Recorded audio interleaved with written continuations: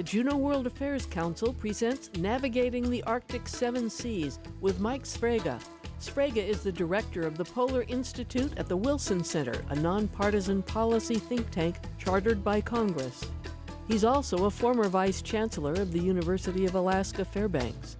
Sfraga will discuss the dynamics at play in the Arctic, how Alaska could or should fit into the larger geopolitical equation, and possible impacts on Alaska.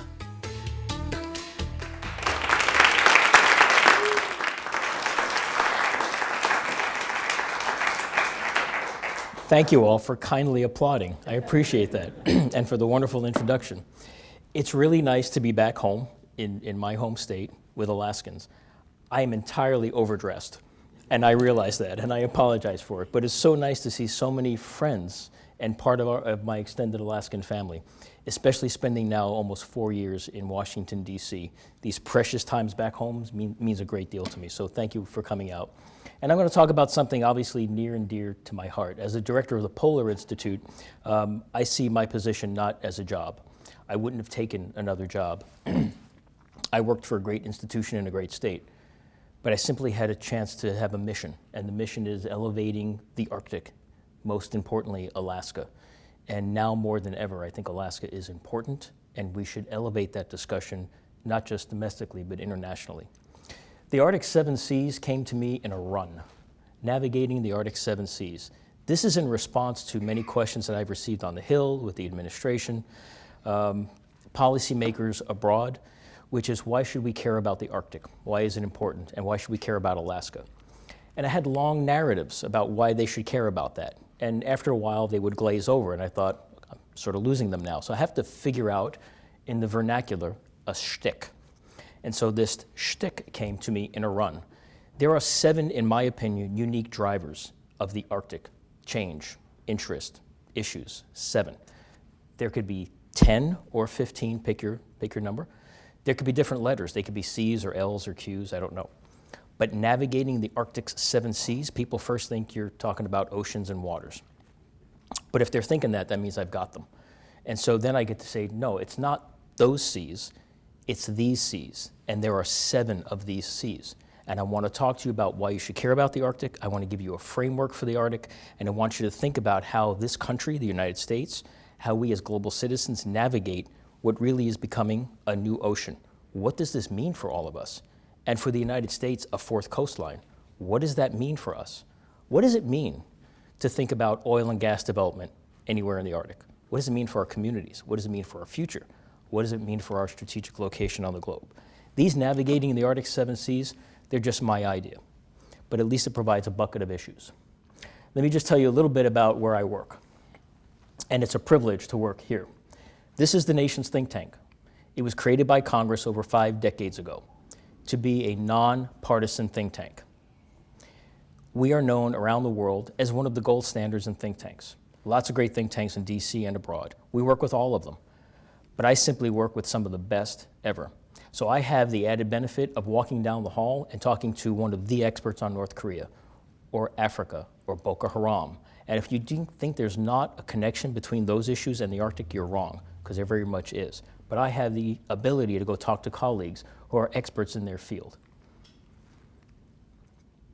So for context, and I want to make this very informal in a discussion, for context, you can't think of the Arctic as that mythical place where Mary Shelley placed Frankenstein.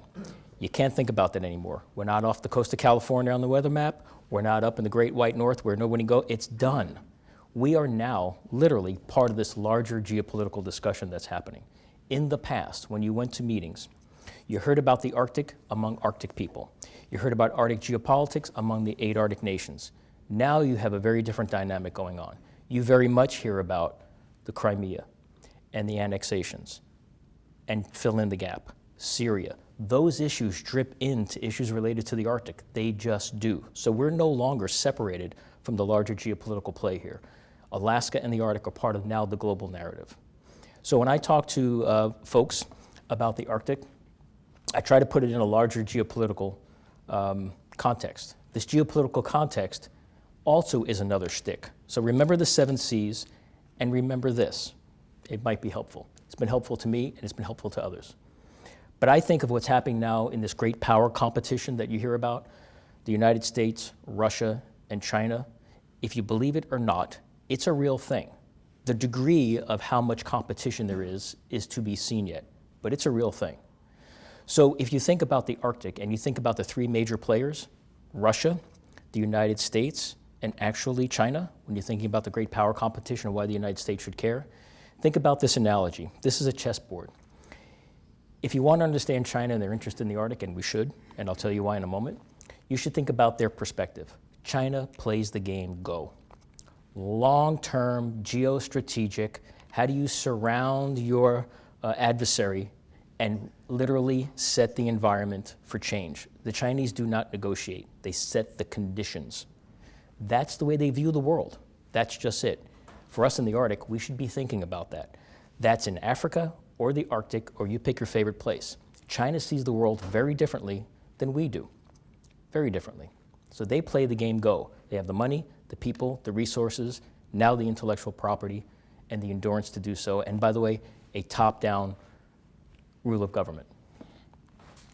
Russia plays the game Survivor. That's how I view Russia. Okay? Some people say it's a gas station with nukes. It's a little more than that. However, this is a total resource-dependent country with a declining demographic of about 150 million people and a GDP the size of Italy. 9 time zones, oligarchs, on and on and on. Okay? This is a peer, near peer, an important country, but they're the big dog in the Arctic. But I see them as playing the game Survivor, right? Oil and gas development, petrochemicals, extraction, but they have a lot of space, not a lot of people, and people ask me, what do you worry about vis-a-vis Russia? I worry about a number of things. The biggest thing I think about is post-Putin. What happens when he is no longer president? What happens? Now, he has a structure that will allow him to have sway over what happens in Russia into the future. But what happens literally when he's no longer there? That's an interesting thing to think about. So to me, Russia plays the game Survivor. That plays out in the Northern Sea Route, and I'll tell you about that in a moment. And the United States, not a pejorative statement, plays the game Twister. Not a pejorative statement. But it's the only analogy I could come up with that fit the game board. But it's actually true when you think about the United States. We have one hand in the South China Sea, one in the Baltics, one in the Mediterranean, pick your favorite oceans, we're there. Economics, we're there. But there's just so much bandwidth this country can stand. And when you ask the Navy why aren't they in the Arctic even more, they will tell you, not we're playing the game of Twister, Mike, but they're stretched. The US is stretched, but that's how we view the globe. We have to have our hands everywhere and be a part of it everywhere. Very different than the Chinese, who have a very methodical way of manipulating that game board. So you might be wondering, why is he telling me all this? Because the future Arctic will be played out right here. This is what's going to happen, in our opinion. So let's move on to the fourth ocean. The fourth coastline. So the United States is overlaid here by my friend Kathy Cahill at UAF. It's 1.5 times the Arctic Ocean, 1.5 times the size of the United States, half the size of the continent of Africa. That's big turf up there. And it's emerging as the Arctic Ocean ice recedes. So we have before our eyes a new ocean. We should care about this in a number of different ways. And these are my 7 Cs. These are the things that I think about and ask policymakers to think about when they think about the future Arctic. You can't think about the future Arctic unless you think about climate and all its implications. Commodities are driving. There wouldn't be a rush to resources. There wouldn't be shipping without commodities and commodity prices. Commerce, connectivity of all sorts, whether it's the internet or ports or connecting our communities. Our communities, in all of their facets, local government rule, indigenous communities, threats from climate change, threatened villages, community-driven economic development, applicable workforce development, communities. The communities of the Arctic are stressed right now. It's a very dynamic time. Cooperation. Lots of cooperation in the Arctic. In fact, probably one of the 2 most dynamic places that the United States and the Russian Federation engage almost on a daily basis. One is in the International Space Station. The other is in the Arctic, through the Arctic Council, through the Arctic Coast Guard Forum, lots of dialogue with the Russian Federation. Lots of cooperation built on lots of decades of work together. And finally, competition. That's how I see this navigating the Arctic 7 seas. You might agree, you might disagree, that's for Q&A, but at least it puts for me and for others the Arctic in some boxes that we can deal with, because I have been asked, how do you wrap your head around climate change? How do you wrap your head around a new ocean and a new Arctic? Well, this is one way that I've come up with to kind of put these in boxes. Let me tell you what those are. So climate, I won't go through, well, we'll try. Let's see if I can do this. Will it do? It does it. Okay. So, this is from NASA. Many of you have seen this, but it gets the point across without beating up IPCC reports or giving to you data points. But the Arctic is warming more than twice as fast as the rest of the globe. That pack ice has been declining 13% a decade since 1979. That's our new ocean. So the primary driver in the Arctic has been climate, because our ground is literally shifting under our feet and water opening before us. So we probably wouldn't be talking about shipping Russian LNG from the Yamal Peninsula with LNG, with ice-reinforced LNG tankers built in the South Korean shipyards, funded by China, and then brought down from the Yamal Peninsula to Chinese markets if it wasn't for a more accessible Arctic Ocean. So I won't belabor the climate, but it's there and we can talk about that. That's one C. The second C is commodities. On the lower left-hand corner, that's the Yamal Peninsula, that's the Sfraga plant. Why is that relevant? It's relevant because the future of the Russian Federation goes through the Arctic. That's just the way it's going to be, for now and for decades to come. 20% or more of their GDP comes from the Arctic. More than 30% of their exports come from the Arctic, and that's almost all oil, gas, petrochemicals fill in the gap. So President Putin doesn't have a lot to rest on aside from the Arctic and oil and gas development. That Sfraga plant, just that one plant, will produce 17 million metric tons of LNG. That plant is funded, in part, about 40% by the Chinese. 40% by the Chinese, because sanctions have twisted that country from the Western Alliance. So they've gone to the Chinese, and the Chinese are more than willing to invest in that peninsula because they'll get the gas. And about 5% from Total, the French company, and the rest from the Russian government. But that's an international oil and gas facility. For a resource state like us, we should take a cue from that. I'm not saying we should do that, but they certainly have built an infrastructure in the Arctic that serves the Russian Federation, but provides China access into the Arctic. So commodities are a big thing. Commerce. You've heard many narratives about the giant shipping lanes open in the Arctic. No. Some shipping has increased, no doubt. But understand that the Northern Sea Route, which we'll talk about in a moment, has been a destinational route for years and years and years for the Russian Federation, goods and services along the Arctic coast. There is now a viable route. 13 days one tanker took to go from that Sfraga plant I told you about to markets in China with LNG through the Bering Strait. 13 days. Boy, if you're a betting person and you're going to invest in shipping, 13 days is a whole lot better than 35 or 40. I make money every day. I don't have to be in the water. So that's why it's more valuable. It will not take over the Suez Canal and the Panama Canal. It just won't. But it certainly is a viable route for some things. That's just another look at what President Putin has done on the Northern Sea Route. I bring this up because this is our big neighbor, right? But you'll see that there are oil and gas developments along the entire Northern Sea Route. Also, there are ground-based, land-based military assets that have been renovated Soviet era, and also new military bases we'll talk about in a minute.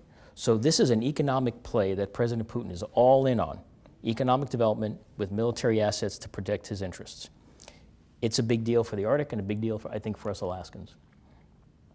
This is how China views the Arctic. A year and a half ago, 2 years ago, they came out with a white paper, self-proclaiming themselves to be a near-polar state. I'm a geographer. I look at maps a lot. I know where China is. I've run the numbers. China's not anywhere near the Arctic. But yet they have self-proclaimed themselves a near-Arctic state because they will have influence. It's part of their Belt and Road Initiative. All roads should lead back to the kingdom. All roads, not out, back in, so that the Middle Kingdom becomes the place, the connector for all economic development, which means all influence. So if you want to think about what the United States have done since the Second World War, This will be more advanced. It will be many years in the making, but this is how China sees the world. And they have invested in every place you see on this map and more. And so soft power, economic leverage, including in the Arctic. Feed their country with natural gas and other assets from the Arctic, Russia's Arctic, but also the rest of the globe as well. Look what they've done in the South China Sea. Wherever the United States can make a choke point, they've pushed back. This is simply diversifying their portfolio of access. I won't belabor this point, but this is a big deal for the rest of the world and for, I think, Alaskans. If you look at Africa, I mean, I have heard the statement, China has bought Africa. Yes and no, more yes than no. They have infrastructure projects, roads, ports, they bring in their labor, and these countries, and you'll note, some of these countries don't have exactly robust rule of law in place, but you will see the exploitation here. China will see it differently. They see it as part of their Belt and Road Initiative. They will invest as long as they get return. They'll build the highways, but there's a cost to those countries. And the cost is they get to say about the ports, they get to say about the infrastructure development. So these are long-term plays. So when we think about the Arctic, we should keep in mind what China has done elsewhere in the world. Not all of their investments are nefarious, not all, but we should have at least some filter through which we make our decisions about investments in the future. Connectivity is the next C. It could be anything. You could put anything in these buckets, but I choose to put internet connectivity. There are places in our own home state, there isn't a digital divide. We have a digital abyss in some of the places, right? We simply don't have the robust infrastructure we need for higher education or telemedicine or commerce or search and rescue, fill in the gap. But it's also different ways to think about connectivity. What about deep water ports? This country needs an Arctic deep water port. Alaska needs a deep water port, especially along the Bering Strait, in my opinion. Increased traffic for shipping, our national security, commerce, search and rescue, I fear an oil spill, all of those things. We simply don't have the capacity to do that. So there's lots of ways to think about connectivity. I think about our communities. I put this up because we had been working with the village of Newtok and others to elevate the issue of the threatened communities in our state. And whether you're in Fort Yukon or Fort Lauderdale, you're going to feel this, right? I mean, Miami floods at high tide. So we need to think about this. And it hasn't been until recently where the insurance companies have taken a really strong interest in this. They no longer would like to insure multi-million-dollar Miami condominiums that flood all the time, because this climate change thing is real. And the ocean levels are rising. And in our neck of the woods, permafrost is melting. Fires are increasing. Our landscape is changing. So when I think about communities, one lens I think about, the stress that is on these communities and what we need to be thinking about in the Arctic about what we do with these communities, even having very difficult decisions about are communities viable. And those are really tough decisions to be made. But communities in the Arctic as well. Cooperation. It's nice to be here among friends, especially friends like Rick Caulfield, because Rick, decades ago, I know Rick's only 35 years old, but decades ago, Rick and Orrin Young and many others were really at the forefront of a lot of the things I'm talking about. The Arctic is important. The people are important. Sustainable yield out of oceans are important. Ocean acidification is important. The Arctic is important, upon which many of us have built careers on. The work of Rick, Orrin Young, and many others. So when I look at this slide, the birth of the Arctic Council over 2 decades ago is a very important issue.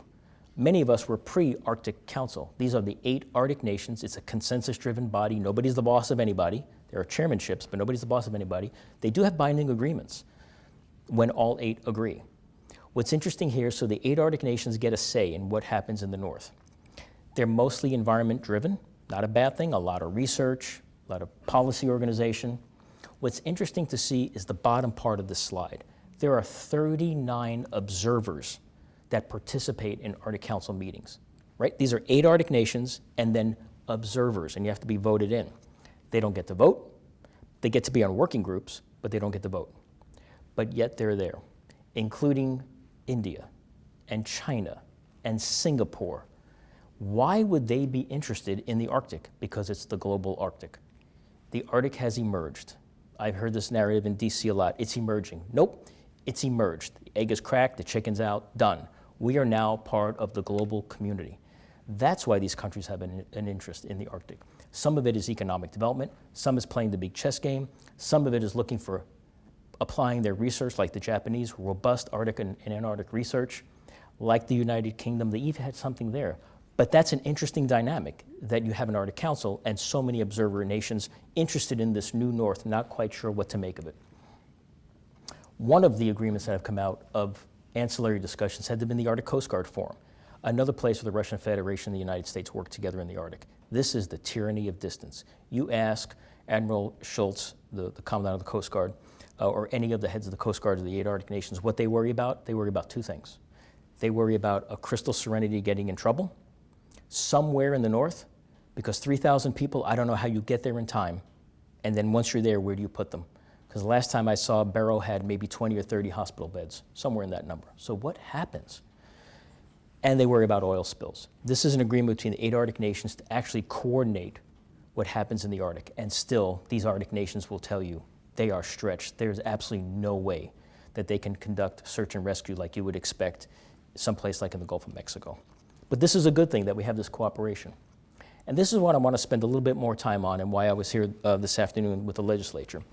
And that's this issue of competition. We're not at a place where we're going to go to war in the Arctic any day soon, and that's a really good thing. I think a lot of this cooperation and dialogue in Arctic Council is fantastic. It helps to do reassurance measures. But there is a growing tension in the Arctic. Like I said before, I've been in meetings, these are closed-door meetings, Chatham House rules. When you just talk about the Arctic, and there's been this issue about Arctic exceptionalism. Nope, the Arctic is a zone of peace. I'm sure many of you have heard that. It's just a zone of peace. We get along really well. Sort of. We have been, we'll continue to, but there are other things at play. China plays Go, Russia plays Survivor, the US plays Twister. There are other things at play here. So in meetings that I've been at would have been just Arctic focused, fine. Those same meetings in the last year or 2 have changed a bit. Crimea has dripped into the Arctic discussion. The Ukraine has dripped into the discussion.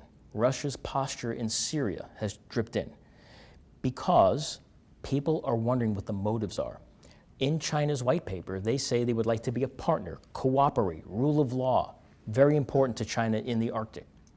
At the same time, they have dismissed the international courts, and they've built new islands in the South China Sea, claiming it's their turf, when the international courts have said no. Actually, these other countries like the Philippines and Vietnam actually have claim to these small islands. The Chinese have ignored it. They've built new islands by taking sand out of the ground, out of the ocean, and bringing it up top and making what used to be an atoll into an island with runways and missile defense systems and offensive weapons. That's their way of countering the United States in the South China Sea. That's a choke point. So you have to wonder, and many of us do, if China is thinking about the rule of law in the Arctic and wants to be a very good player in the Arctic, how does that transition to other parts of the world? Well, it kind of doesn't. And so these are the kind of tension points that weigh in now to these Arctic discussions that used to be wonderful and still are. But you have to take into consideration the larger geopolitics of the region, especially when it comes to our place in the Arctic. We are at the tip of the spear when it comes to our nation's defense. How does that play throughout the Indo-Pacific, the North Pacific, and into the Arctic? How does China view that? How does Russia view that? So we have a bit of a great game going on. That's why I raised the flag at the beginning. It's a peaceful place, but yet there's some big geopolitics at play. So I've put the Coast Guard icebreakers in this competition thing because I do think there's something to be made of the Coast Guard icebreakers and nothing to be made of this. I do believe, well, Russia, for instance, is an Arctic nation, and so they have relied on that Northern Sea route. That's why that number is like that, 50-something icebreakers and more coming. China has actually the same number and more icebreakers than the United States. And they have a nuclear icebreaker in the works, and they have the ability to build them now indigenously within China. Okay, that's a bigger play than just having a research fleet into the Arctic. They can actually build their own icebreakers, and they will, because their Arctic aspirations are just like their Antarctic aspirations, which are just like their military aspirations, which are just like their space aspirations. So when you start stringing these things together, you get a little different picture. But the United States finally has on the docket a new Coast Guard cutter, icebreaker. But it took decades to get there. Just one, there's legislation for 6, just one. But it wasn't until the United States Coast Guard flipped it and said it's now a polar security cutter. If you insert the word security, all of a sudden it has a different kind of implication. And now we have funding for one of 6 polar security cutters. But as you know, we have one heavy down in Antarctica and that's duct tape and baling wire. Literally caught on fire last year and the year before doing its service. And we have the Healy in the north. That's what we got. So that's not exactly an Arctic nation acting like an Arctic nation. China, on the other hand, is, and Russia is an Arctic nation, and they do use that Northern Sea route. That's why they need that many icebreakers. But make no mistake, Russia's future goes through the Arctic. Absolutely. The Northern Sea route will be an economic development zone to be reckoned with into the future. And if you look at this graph, this photo, I've called it the sort of Russian Arctic sandwich. There's different ways of this. Could be a pie, could be whatever. But if you look at the Northern Sea route, I don't know if that'll play up there, but you'll see it on the right-hand side of that screen. You'll see ports, economic development, LNG, communities, all good things. You will also see an overlay of old Soviet and new military bases. To the north, where it says Alexandra Land, Franz Josef Land, Wrangel Island, you'll see a number of islands north of the Northern Sea route. Well, the Russian Federation has militarized those. So there's a sandwich between the land-based military assets and their economic development assets, LNG, ports, nickel mines, fertilizer, the Northern Sea route with both domestic and international shipping, and then above that, a layer of national security assets. That tells you exactly what you need to know. This is a really important part for the Russian Federation. It's not a bad thing, not a nefarious thing, but we should be thinking about this. Also, the international community thinks this Northern Sea route might actually be international waters, which to the United States means we can sail that anytime we want, to which President Putin says, can I show you something in fortified islands? So you see, this is a very different approach to how the Russians view the Northern Sea route as theirs. Traditionally, it has been, it is theirs, and how other countries might view this new Northern Sea route with new shipping and oil and gas development aspirations and possibilities. So there's a shifting going on in the way we look at the Arctic, but also the way in which the Arctic is perceived elsewhere. And just to belabor this a bit, that's the Northern Sea route, right? From the Yamal Peninsula, which is kind of middle of the sketch, to the left, that's out to Rotterdam, and right, of course, out to the Bering Strait. And the little squares there are all new or renovated Russian military assets going along the Northern Sea route. That's exactly the route that a ice-reinforced LNG tanker built in the shipyards of South Korea took with Russian LNG to markets in China in 13 days. Okay, so Russia sees this as a really good, not just place where you can get your oil and gas, but we will become the keepers of this route. So he's protecting that route. Just for reference points, Alexandra Land, Franz Josef Land, Svalbard, and then to the left, Greenland, Norway, Sweden, Finland. On the bottom, of course, Russia there. But look what they've done in Alexandra Land, Franz Josef Land. That's the trifoil. You see this across the entire Northern Sea route.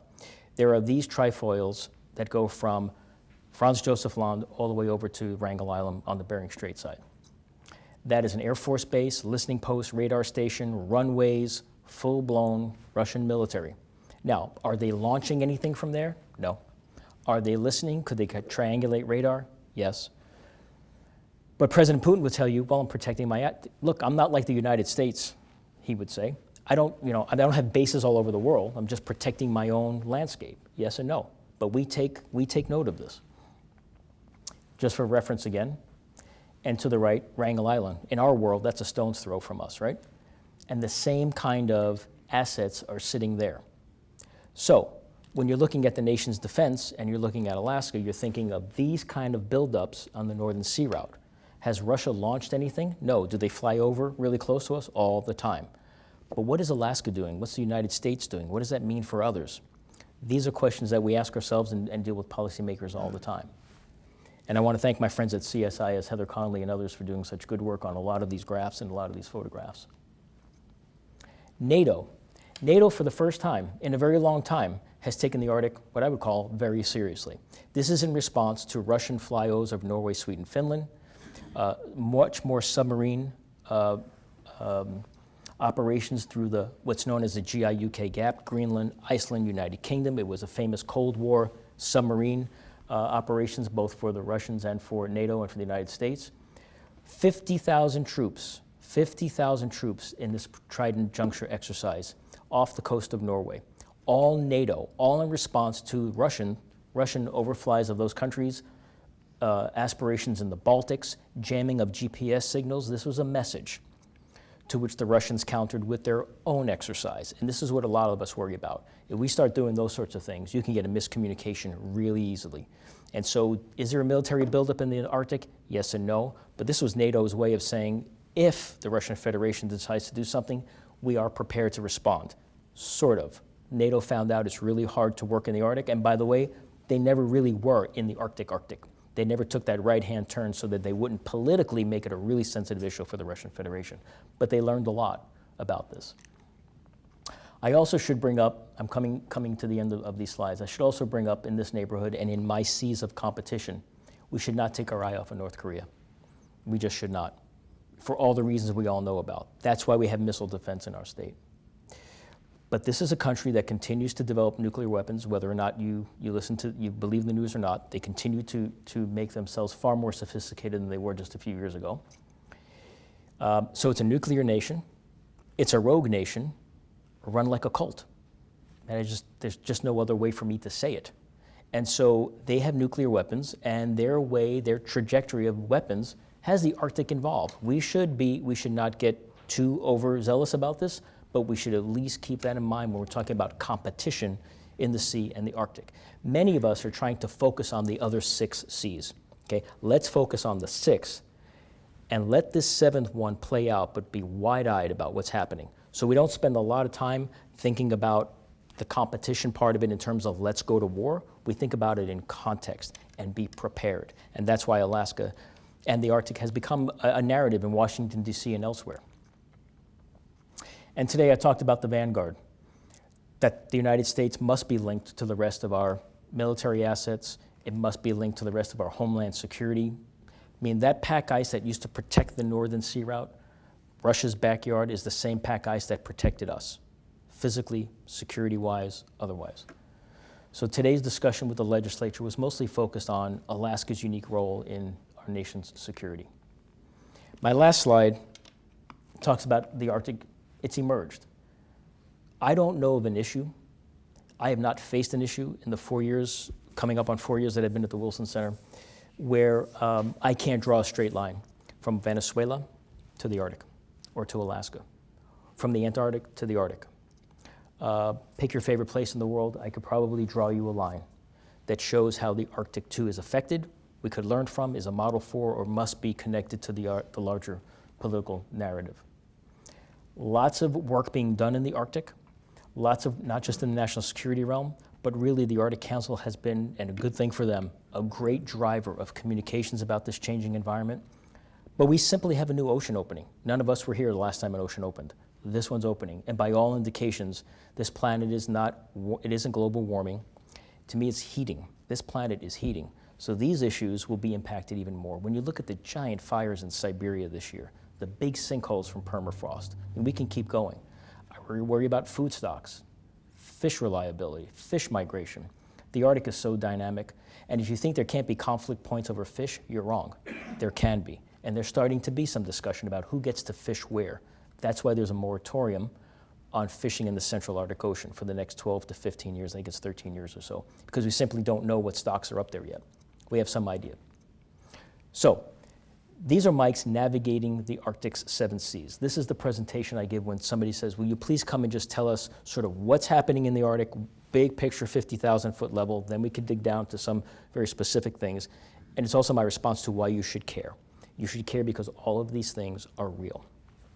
I'm always asked, mostly by individuals who may not fully embrace the idea that this planet is heating and we have climate change. My response to them is 3 words. It's real, it's rapid, and it's relentless. And this just will be the way it is. So best get ahead of this. Good research, good data informs really good public policy. The Wilson Center's into public policy. We ingest good data all the time and try to give really good public policy information to our policy leaders, because that's our job. It's to inform, not necessarily influence public policy at the local level, the domestic level, and the international level. I would be very happy to stop right here and take any questions that you might have. But that's what I have for navigating the Arctic's 7 seas. Thank you very much.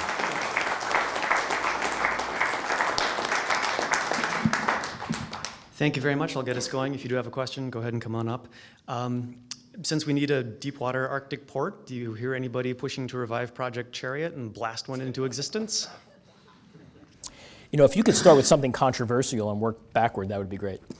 Thank you. No, I have not met anyone who would like to resurrect Project Chariot, which would be a very good thing, not to resurrect Project Chariot. However, there are discussions about the use of small-scale reactors for energy throughout the Arctic. Technology seems to be coming along. Of course, all of the issues related to nuclear it's just a tough thing to navigate. Whether or not communities even want it, I mean, it's got to be really solid in more ways than one. So I don't hear about Project Chariot, but the more you talk about climate change, carbon emission, yes, renewables, I hear a lot more discussions about, is nuclear even viable anymore on a smaller scale for places like the Arctic, Africa, places in China, places that just can't afford diesel, shouldn't be on diesel, but don't have wind and solar, and you can't run your car off of geothermal. So no Project Chariots, but yes to using nuclear technology in a different way. Sir. Thanks for being here. Thank you. You seem to be describing more a zero-sum game than the response of human civilization to a killer asteroid or, more likely, climate change. Who's playing out the scenarios for what human response to rapid climate change is going to look like? Who's going to suffer the most from sea level rise? Who's playing out these scenarios? Is that happening within Wilson Center? We certainly play out these scenarios. We have an environmental change and security program that looks at this. We've just partnered with the Guggenheim partners on looking at infrastructure that's in place, mostly in the Arctic, and the threats to that infrastructure. The Navy has modeled this because they've got ports that are under siege right now from climate-related sea rise. There are entire investments in venture capitalists who are looking at investing in what they call resilient cities, resilient infrastructure, because they know what used to be can't be anymore. They know they have to engineer for a future. The problem is we don't know what this future really looks like because all models are wrong, some are useful, but we just simply don't know what the future looks like. So you can model this thing out. When you look at, that's why the Netherlands gets a lot of attention here because they have worked this in an ocean setting. So they're not just universities doing the modeling, which they are, and the defense industry, but you have private business looking at business models for actually building resilient communities that take advantage of windows that absorb the solar heat, and then, so there's a lot going on. Industry should not be vilified. Industry is going to, I think, in my opinion, part of the solution sets. But there are a lot of people modeling what's happening, including industry, which actually gives me, I'm not exactly Pollyanna, but pretty close, that industry will give us solutions. It's the political will. It's the will to apply policies that enable industry to come in and to build in a great way. There's also lots of discussion about whether or not you should rebuild where there is hurricanes all the time or ocean rise. These are all public policy issues that we address. We have a great partnership with Stanford University on this very issue, looking at the policy implications of, in their case, fires. In the Arctic, we were looking at coastal sea rise. We just need to hear more about those scenarios and discuss them, don't we? We do, and we need to get them in the public policy realm. And that's what I've seen in the last 5 to 10 years, is that a lot more work done in what, these catchphrases of sustainability and resilience. It's the adaptation, the mitigation, and the resilience. They're catchphrases, but when you dig down into them, in there are the solution sets. The biggest thing is trying to figure out how we get the CO2 down, and that's a major issue. Thank you. Thank you.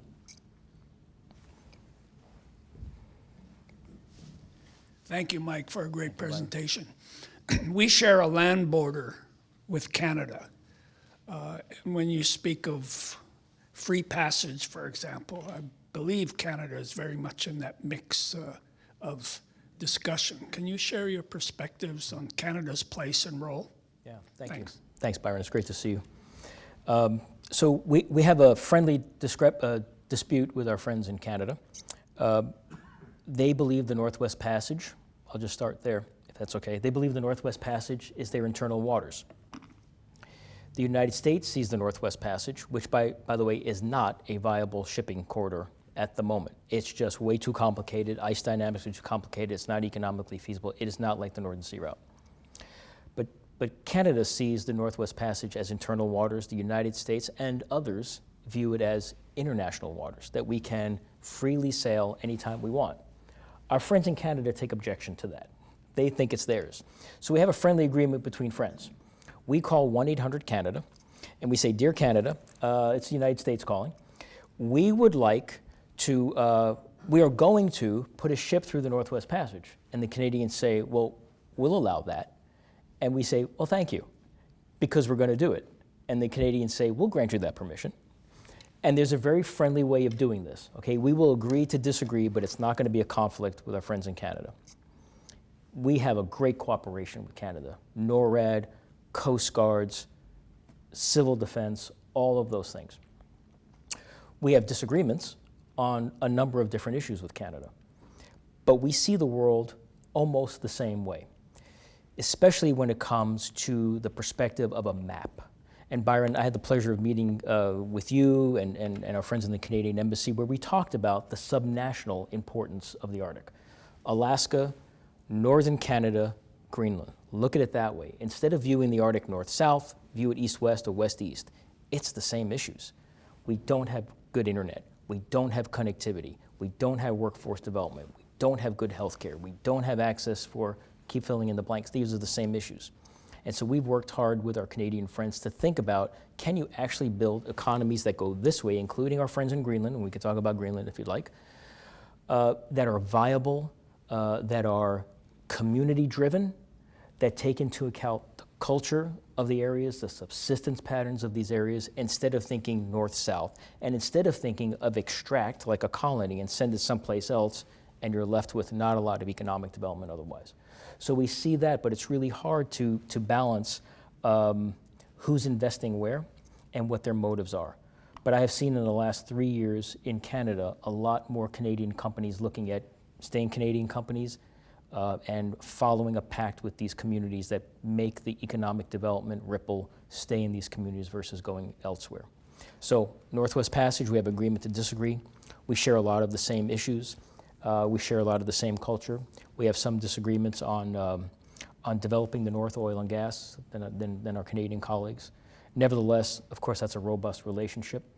There's disagreements on offshore oil and gas development, but for the most part, there's also some contentious issues on mining waste and where that goes and which rivers they flow into and whether or not they come through Alaska.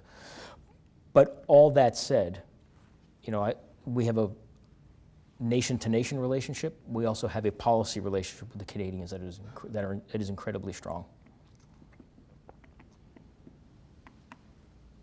Did I answer your question? Okay, thank you. Thanks, Mike. Nice presentation. You talked about collaboration a bit and kind of mentioned some high-level collaboration kind of at the Arctic Council level. My question is more about sort of one-on-one collaboration on practical management issues, particularly fisheries, for example, in the Bering Sea. I do research in the Bering Sea and Arctic, and every map that I plot has the date line through it, and we have data on the right, and there's a lot of work going on the Russian side, but it's been very difficult to collaborate at that level, and I wonder what your perspective is on how to kind of improve that kind of collaboration, whether that's maybe a top-down driven approach that's needed, or kind of a bottom-up approach, scientist to scientist, and how we can improve that. Yeah, great question. So I think the answer is both. I just met with Russian colleagues in Norway who were lamenting the fact that even during the Cold War, US and Russian scientists worked by distance, really difficult to do, but they did. Especially Alaskans and members of the Russian academies worked really closely together. Those relationships to this day stand 40, 50 years later. That has been really, really good for that kind of collaboration. The problem has been at the national level, where data is really hard to go in and get in the Russian Federation and even harder to get out, right? You have a thumb drive full of data, probably not coming out. You want access to particular areas? Probably not, even if your colleagues in Russia want that to happen. I'm actually optimistic here. And I'm optimistic because the latest binding agreement in the Arctic Council is on science cooperation, which lays out all of the issues, all of the challenges, and solution sets to bring it forward. What I have not been enamored about is the degree to which they've advanced this agreement, because it says all the right things. And so what I see is the international science organizations pushing hard on making that happen. And I'm hopeful because the Russians take over the chairmanship of the Arctic Council next, after Iceland finishes here in a year. We think a few of their themes, one will be around economic development. The second will be around governance, most likely. The third, we're hoping, is that it's around scientific research. There is so much to gain from doing that, and they understand this. These are practical and political issues. So we're hoping that there's an advance of far more cooperation between not just US and Russia, but international scientists writ large through that science agreement. So the mechanisms are there. We just need to push it a little bit more, and people are, and scientists are trying to. But at least we have a binding agreement that the Russian Federation, actually the US and Russia led that. So we're hopeful that that would be something that we can cooperate on. And I think the Russians are looking for more cooperative measures with the United States than sometimes the politics of the region kind of play out. But we know it's difficult. That's why the ministerial meeting in Fairbanks was so important for that agreement. I will also say that there's been science ministerials, sorry to belabor the point, but science ministerials. One under the U.S. chairmanship of the White House. We brought just not Arctic nations, but the international scientific community together to kind of lay out all their assets and their aspirations in Arctic research. There was a second one in Berlin just last year. There will be a third one in Tokyo in November of 2020. So you see some momentum with individuals and scientific organizations to kind of coordinate and break down barriers to scientific cooperation. That's why I'm a bit optimistic that this actually will get some ground. But politics is tough to work through. Thank you for being here. Thank you. I have a question about Arctic communities. You listed that as one of the things that was important. What I've seen is a real domination of the Arctic by Southern powers. And when I say that, I mean, like if you try to fly from Juneau to Whitehorse or from Juneau to Yellowknife, you have to go south and then you have to go back north. And there isn't a lateral connection, as you were saying, kind of east-west connection in the Arctic. Even you're in Washington, D.C. instead of, say, Fairbanks. And I think that's... Ask me which one I would prefer. I think that's very telling of how all of this is being run. And what I lived in Fairbanks for a while, and one thing I noticed was that a lot of the small communities are dying. People are leaving the Arctic, as especially traditional communities. Is there any hope for that to turn around, for a sense of community to build? Is anyone trying to strengthen those lateral ties instead of having us all be, controlled by people that basically live far south of here? Well, there is. Thanks for the question. There is, and that's I guess what I was trying to get at with this subnational context. Is you have the provinces in Canada, Greenland and Alaska, and we should influence this because it's only, in my opinion, only through the northern perspective that we will get what I think we should have, is that viable economic development in communities, the economic development that they want, not imposed upon them, regionally applicable, culturally applicable, but provide for them some tools that gives economy of scale. I don't think you're ever going to get economy of scale northwest. I mean, I was in Fairbanks. I'd have to fly to Anchorage to go to Nome. I mean, it's a day thing. So get that, and it's even far worse for our villages. But I think having a larger play east-west makes sense for me. Now, what I'm about to say may be a little controversial, and people have talked about this for a long time. But I think about something that's been proposed maybe once or twice before, like a rail from Fairbanks to Nome or Nome to Fairbanks. Fill in, insert your laughter here, and the number of reports that have been written. But at least it's an east-west thing. Now, there's all sorts of issues related to that. But in my opinion, it may provide some economic development. And I'm not advocating that we go build a rail tomorrow. But I think there has to be some kind of economic development enzyme here that the local communities would like to see happen. And then almost a Manhattan Project kind of effort to make that viable for these communities. Because as long as it's north, as long as it's south and north, I don't know how we stop these communities from dying. And they're not just Alaskan communities, communities in Canada and Finland and elsewhere. And it's providing them some economic development that is applicable to what they would like to have happen to sustain their communities. So there are people who are working on this. I mean, I mentioned Rick before, but a lot of the work that was done years ago, it wasn't about great power competition. It was about very basic, people were using the phrase sustainable communities for decades. That's a sustainable community. How do you balance between a subsistence way of life and a cash economy? How do you do this? So I think part of the attention that the Arctic has received, there's now a revitalized attention in the very issue you're talking about. There's a recognition that you should include indigenous people, not as an afterthought, but at the front end. There's traditional knowledge has not a role, a powerful role in a lot of different things. Starting to see this. When you go to international conferences, those panels look very different. The sidebars look very different. I mean, that is starting to look like the face of the North a little bit more than it did a decade ago. Not there yet, but I think that's how you do it. You influence the table.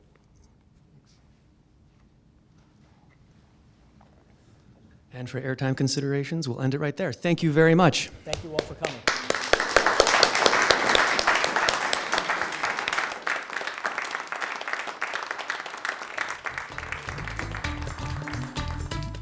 That was Mike Sfraga in this Juneau World Affairs Council presentation produced in collaboration with KTOO. It was recorded February 6, 2020 at KTOO in Juneau. With support from AEL&P, Coeur Alaska, Kensington Mine, Haight and Associates, Sea Alaska, the University of Alaska Southeast, and Wastman and Associates.